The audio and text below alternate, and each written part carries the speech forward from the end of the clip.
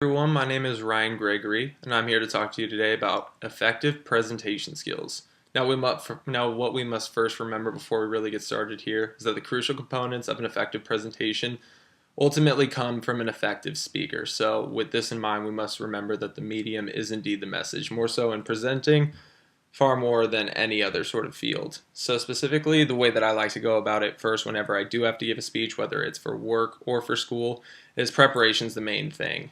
Honestly, as John Wooden said, it couldn't be more true. Failing to prepare is indeed preparing to fail. You need to really just first understand your plan of attack before you can then understand how would be the best way to present to your given audience. You want to have limited notes and note cards because I feel like that really clutters your not only your mental space, but it also clutters the organization and the flow of one speech because you don't really want to see anybody who just gets too locked into their note cards or anything along those lines. I think it's just really important to, first off, memorize and just have a general understanding of what the content is that you will be covering, and then you won't be facing too many problems down the road. So that's why I like to think that notes and note cards on stage aren't really a necessity. And then we move on to organization, which is the second point.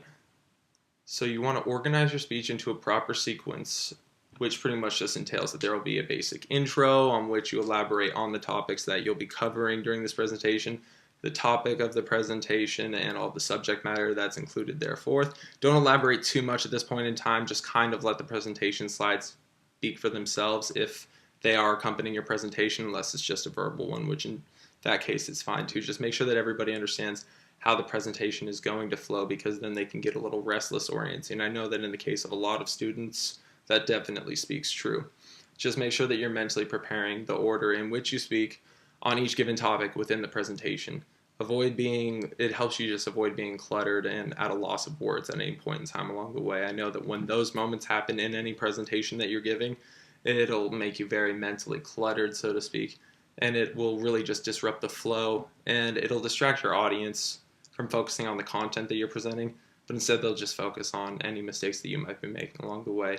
And that's another very important aspect, because if you're having sort of negative thoughts when you're presenting, how can you expect the audience to really properly receive your message? There needs to be a lot of energy and atmosphere whenever you're speaking on a given topic. You need to really be attentive of your audience. Like a lot of comp studies majors know, the number one rule of public speaking is to know your audience. And you want to present to them in a way that they'll be engaged and receptive, because the more energetic and just the more competent you appear, then they will be more likely to be receptive and to be really processing everything that you're saying while you're up there giving your presentation. Nobody wants to listen to any sort of like monotone speaker along those lines. It's a miserable experience for everyone, and you know that they seem nervous as can be up there presenting. So you want to make sure that you're enunciating and that you're shifting tones when you're presenting in order to be more interactive, and also to sort of catch and capture the audience's attention along the way too. Just remember to take your time while you're presenting, and that deep breaths are fine during longer presentations. The important thing is just that you're not trying to rush through it just to get it done as quickly as possible. And then that moves us on to body language. You want to make sure that you're gesticulating, you're moving your hands when you're speaking to effectively and adequately punctuate the points that you'll be making along the way. This sort of provides evidence and also just sort of a passion that comes whenever you are making your points on the given topic.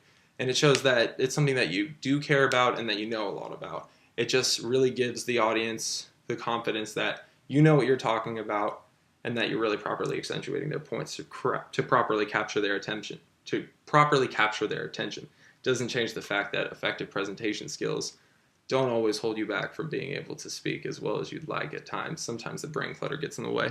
So then following this, we're moving on to content, which is the fifth sort of preparation step that I like to talk about whenever giving presentations.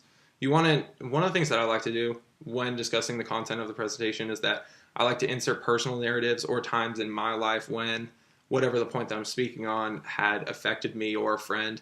I think it also extends the time of the presentation, because oftentimes there are time limits with these things. And then it also properly exemplifies the subject matter. You want to make sure that you're not speaking too loudly. However, when talking about the content that you're covering, you just want to maintain a calm and steady demeanor, and that doesn't have anything to do with the amount that you're really using body language, but rather it just helps you focus on the actual presentation itself and what you're presenting on, rather than making sure you're nailing down all these points. The main thing is indeed just to really stay calm and make sure you're not overthinking anything. But I think that the process of overthinking and going through presentations that are a little bit rough because you didn't know all of the proper points to really effectively presentate, I think that failure is just kind of part of the process, and it helps you learn more for the future. So don't be afraid, or don't be kind of swayed off whenever you do have those mistakes in the path, because I never thought that I was a good public speaker by any means until I received that sort of praise from my peers and teachers. And thus it leads me to an assignment right now where I will be teaching you, where I'm teaching you guys how to properly give a public speech. And I think the last line that I really think that you guys should focus on is the topic of focus. You don't want to be wondering what other people are thinking of you, just getting distracted and lost in other people's heads, or getting stray and letting those thoughts distract you from the presentation. It's just about the worst thing that can happen. Then all you're thinking from that point on is, do they think that I'm a bad public speaker? Is my teacher going to lower this grade? Is my boss or are my superiors and peers going to be reviewing me poorly because they know that I'm not a good public speaker? This is the last thing that you need to be worrying about. The main thing is just to showcase that you have properly really processed, and also that you understand the material, because that's all the teacher wants, or your supervisor at the end of the day. It has nothing to do with nailing every single bit of detail that I've talked about here, but more importantly, just that you're effectively demonstrating that you comprehend the material and that you're trying to teach your classmates in the simplest way possible. So rhetoric is all available means of persuasion, whether that's written or in a speech like we're talking about here. And so in a presentation, you're able to really combine the two to give them both all the visual elements they need and give them all the discursive elements that they need to really, side with your opinion on the topic that you're speaking about. That's the main reason why we're doing speeches or covering any given topic in a presentation style. Oh, and this reminds me to talk to you guys about presentation slides and what happens behind you while you're speaking.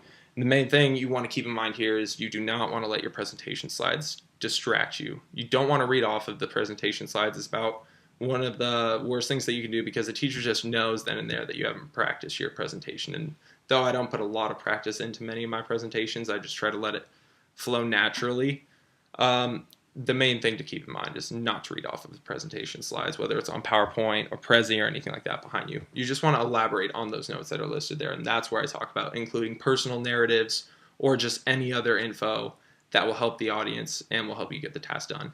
And another thing that you want to keep in mind is that your job is not to look at the presentation slides or review the content that's on there. It's your job to bolster your presentation with all of the keys that I've given you guys, whether that be all the body language, the content itself, the energy and the atmosphere, preparation, or the organization. That is not very much as important as interacting with the audience in the middle of your speech, but with all of those elements combined, then that should give you all the tools that you need to be able to give a proper presentation and effectively present. So hopefully those are all the keys that you guys need moving forward, and hopefully I've given you guys a good demonstration of everything that you need for a proper presentation. So good luck moving forward, and thank you.